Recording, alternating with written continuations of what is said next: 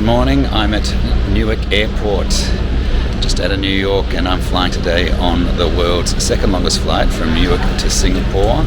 It's the second longest flight because the longest flight is the JFK to Singapore flight. It's 15 minutes longer. So I'm flying business class today, and here we are checking in about 3 hours before the flight.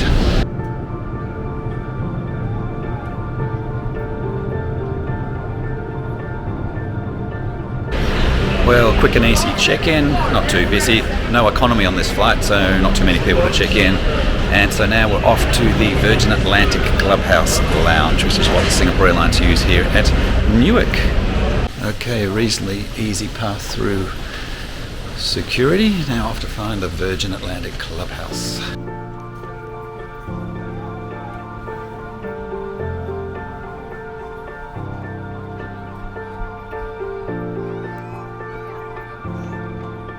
Now the Virgin Lounge is not very big, as you can see, so I did a full lap before I found a place to park myself.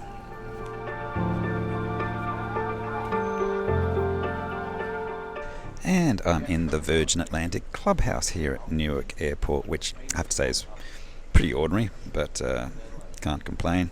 Now, you order your food via a QR code, and not a huge choice. You can get some eggs and toast or some waffles.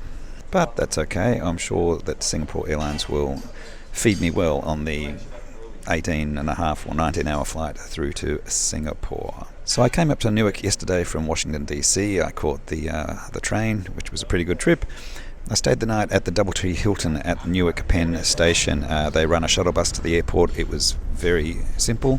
It meant that I could get off the train from Washington, walk to the hotel, spend the night there, jump on the shuttle bus and be taken straight to the terminal this morning. So a pretty easy way to depart from Newark. And apart from what was on the menu, the lounge offered a limited breakfast choice. But after about 90 minutes and a couple of pretty ordinary coffees, I made my way to the departure gate.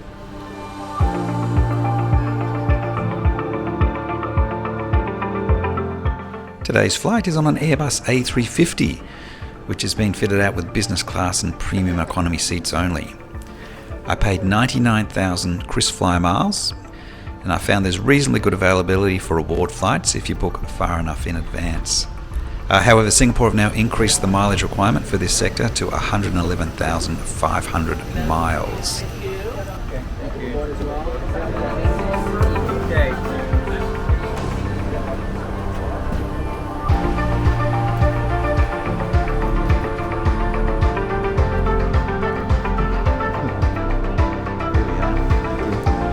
I'm seated in 14K in the forward section. The seat is wide, but it only has a single window.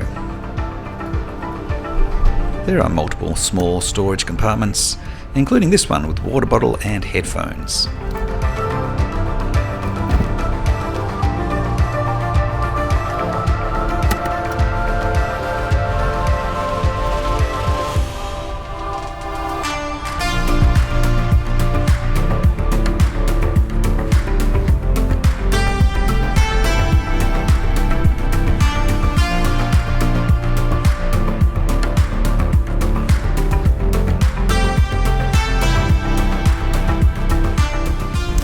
This is the source of most of the criticism of these seats, is that there is a very narrow footwell, and to get your feet into it you essentially have to sleep on an angle. So we'll see how that goes.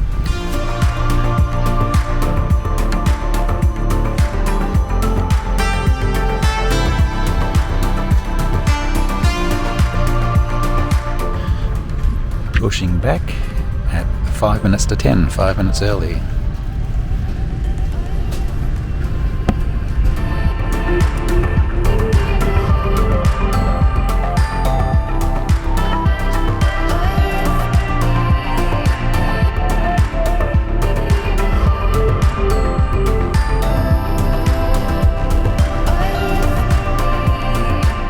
It's busy here at Newark in the morning with mostly domestic flight traffic.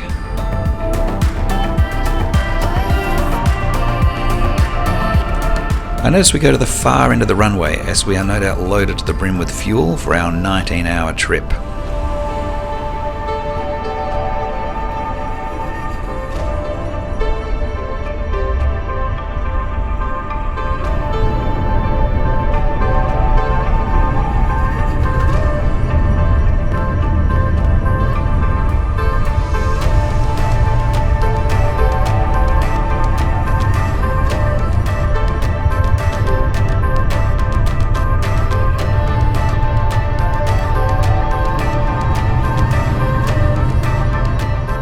Now, I was disappointed as we took off to realise that the Manhattan skyline would be on the other side of the aircraft for takeoff, but the captain must have read my mind as we did a sharp 180-degree turn immediately over the New Jersey Turnpike, and the vista of the Verrazano Bridge and the Hudson River and the Statue of Liberty and Manhattan all unfolded beneath me.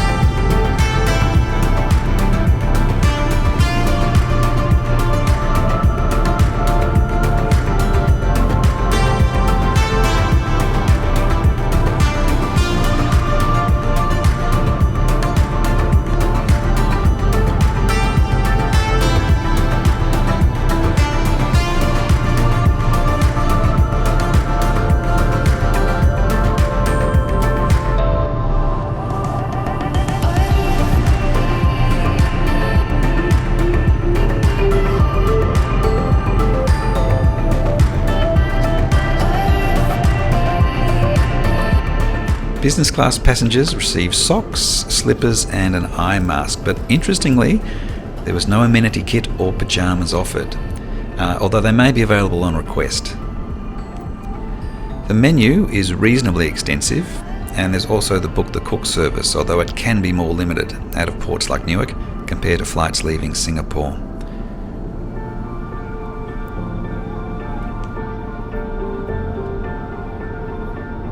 The in-flight entertainment was easy to access with the handset, and there was an enormous library to choose from.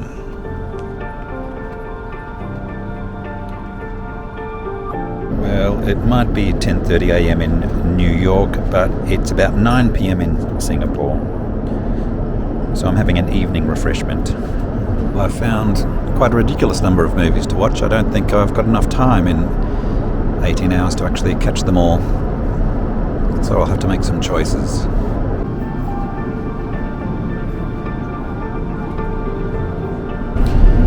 So I'm checking out the lavatory pretty early in the flight, so it's still nice and clean.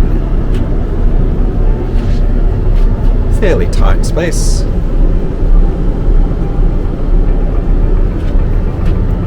Small flower. Full-length mirror so you can check yourself before you go back to your seat. So I've got myself into the cradle position, which is pretty comfortable. Still not a lot of foot space. My feet hit up against the panel in front, which if you're a lot taller than me, I think that could be a little bit annoying.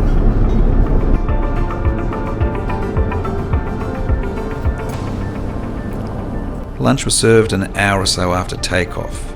I hadn't used the book the cook service, so I chose from the menu. It was pleasant enough, but nothing special.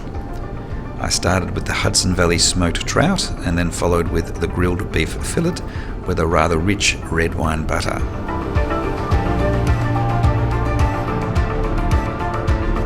So I've got the chocolate ice cream and the fruit plate.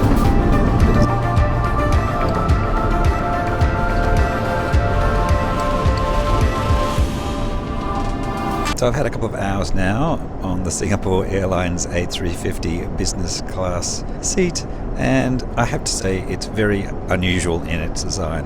The issue is that the seat faces forward, so the screen is directly in front of you, yet if you try and extend the footrest, your feet are pushed up against the seat in front of you.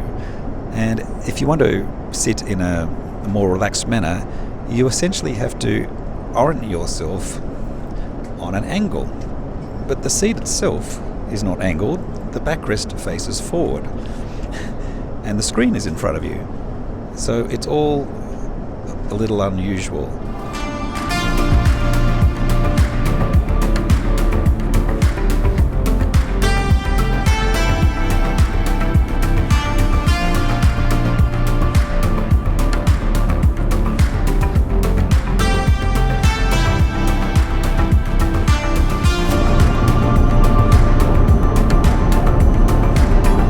Well, we're about 7.5 hours in.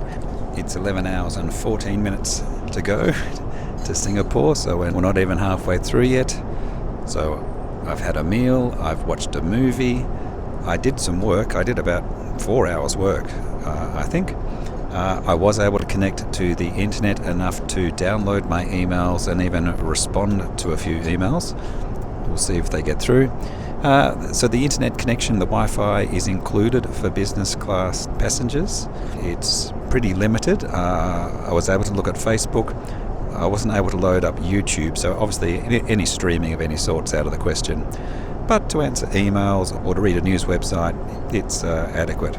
So just past the halfway point, 9 hours to go, 9 hours and 45 minutes in, and they're serving the second meal.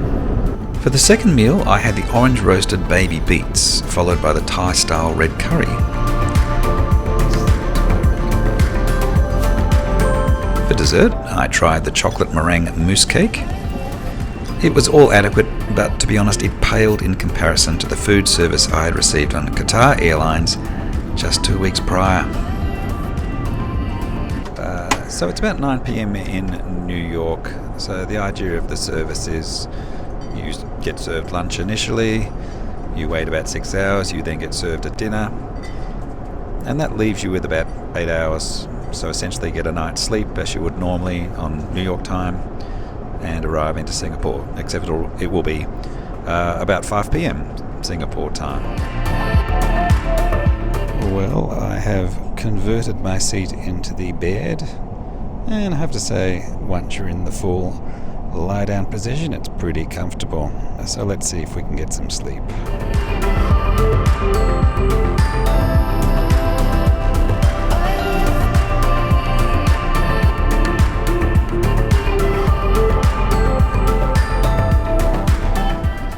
Wow, so I just woke up. I slept 5 hours. I slept very solidly for 5 hours. Woke up with the captain's announcement that we're at the top of our descent and we'll be landing in half an hour.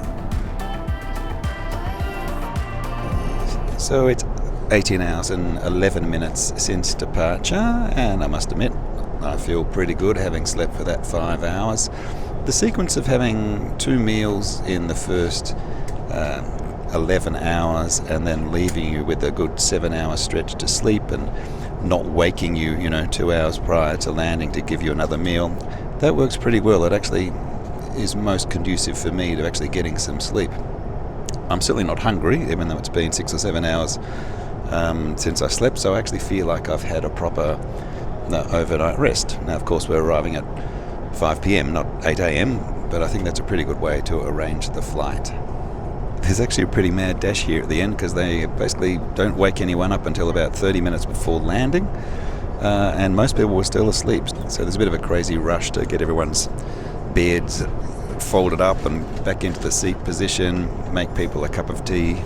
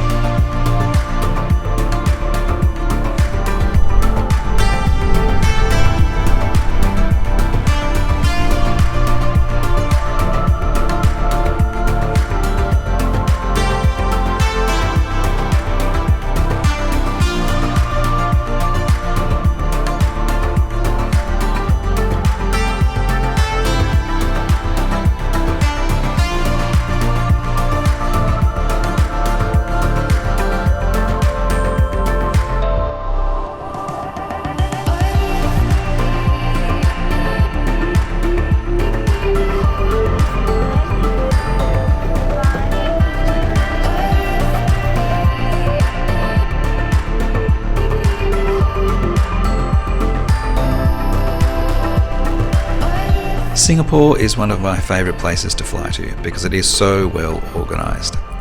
As usual, I'm off the plane and through immigration in about 20 minutes. And it appears to be absolutely zero wait for a taxi. This was a good flight, marred by the bizarre seat design and a fairly uninspiring food service. If I hadn't flown Qatar business just a few weeks prior, I probably would have been more impressed, but in my mind Singapore has been outpaced by some of its rivals over the last few years. Having said that, the crew were terrific and everything ran like clockwork.